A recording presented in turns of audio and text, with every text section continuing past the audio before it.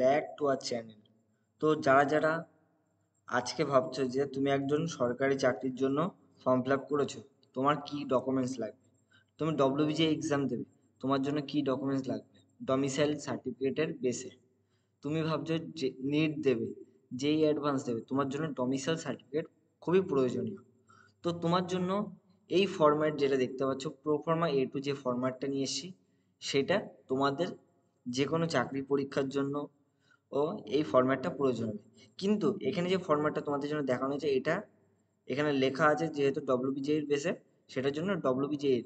Otherwise এই লেখাটা না থাকলে তোমরা এই ফরম্যাটটা বা এই টাইপের ফরম্যাট তোমরা যে কোনো চাকরির এক্সামের জন্য ডকুমেন্টস হিসেবে রাখতে পারো। তো চলো এবার আমরা জানবো কি করে আমরা এটাকে ফর্ম ফিল আপ করবো, তো প্রপার ওয়েতে, এবং এটাকে কোথা থেকে অ্যাপ্রুভ করতে হয়।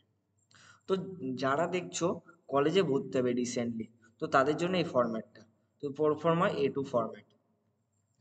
তো এখানে দেখো তোমাদের আগে জানতে হবে তোমাদের এখানকার স্থায়ী বাসিন্দা হতে হবে, তাহলে তুমি এটা করতে পারবে।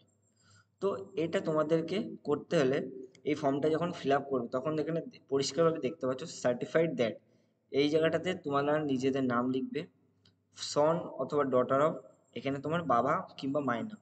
সবসময় বাবার নামটা এখানে প্রেফারেন্সে দেবে, যদি কারোর বাবা না থেকে থাকে তাহলে মায়ের নাম। এবার এখানে কোন ইয়ার সেটা দেবে, তুমি 12 পাস করেছো, ঠিক আছে। তারপরে এখানে তোমার যে ভিলেজের নাম বা হাউসের নাম একটা নাম্বার আছে, সেটা দিতে পারো বা ভিলেজের নাম দিতে পারো। তারপরে এখানে তোমার কোন স্ট্রিট সেটা দিতে পারো। তারপরে তোমার পুলিশে পোস্ট অফিসের নাম কি সেটা দিতে পারো। তারপরে পুলিশ স্টেশন কোথায় এবং কোন ডিস্ট্রিক্টের অন্তর্গত।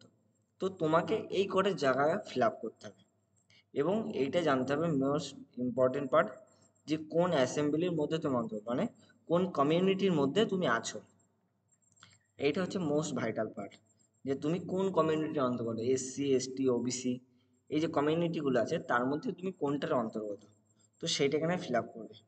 এবং যে ক্যান্ডিডেট তুমি চাকরির জন্য অ্যাপ্লাই করছো বা কলেজে ভর্তির জন্য ডমিসাইল সার্টিফিকেটের জন্য অ্যাপ্লাই করবে, সে তার নিজস্ব সিগনেচার এখানে দেবে, এবং তার একটা 4,3 যে 4x3 যে ফটোকপি, অর্থাৎ পাসপোর্ট সাইজের ফটোকপিটা সেখানে সাবমিট করবে।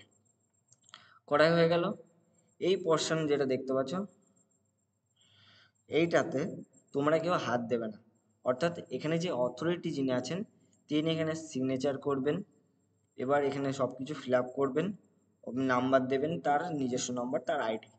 তো এবার আমাদের জানতে হবে এখানে অথরিটি কে আসছে, এখানে কি কোনো SD অফিসার, না BD অফিসার, না কে হতে পারে। দেখো এই যে ডকুমেন্টসটা যেটা দেখতে পাচ্ছ, যেটা ডব্লিউবিজের বেসে, তবে এই টাইপের যে ফর্মগুলো থাকে সেগুলো তোমাদেরকে স্কুল থেকে দেওয়া হয় যখন তোমরা 12 পাস করে বেরো। তো এটা তোমাদের 12 পাস করে বেরোলে তোমরা এই ফর্মটা কলেজ স্কুল থেকে ফিল আপ করতে পারবে। স্কুলের যিনি হেড স্যার আছেন তাকে তুমি এই পোর্শনটা ফিল আপ করে দেবে, তিনি এই পোর্শনটা তোমাদেরকে ফিল আপ করে এখানে তোমাদের একটা কলেজের একটা সিল দিয়ে দেবেন, দিয়ে এটাকে অ্যাপ্রুভ করে দেবেন। এবং এটাকে তুমি যে কোনো জায়গায় দেখালে সেটা হচ্ছে অ্যাজ এ ডমিসাইল সার্টিফিকেট হিসাবে অ্যাপ্রুভ হয়ে যাবে। তো তোমরা আশা করি বুঝতে পারলে যে এই ডকুমেন্টসটা কতটা গুরুত্বপূর্ণ এবং কোথা থেকে বের করতে হবে। তো আজকে তোমাদের জন্য এতটুকুই রাখলাম। ভিডিওটা কেমন লাগলো অবশ্যই জানিও। বন্ধুদের কাছে যারা যারা চাকরির জন্য ইন্টারভিউয়ের জন্য অ্যাপ্লাই করছে তাদের কাছে ঝটপট করে এটা পাঠিয়ে দিও, তোমাদের হেল্পফুল হবে। তো আজকের মতো টাটা, দেখা হচ্ছে নেক্সট আবার নতুন ভিডিও নিয়ে।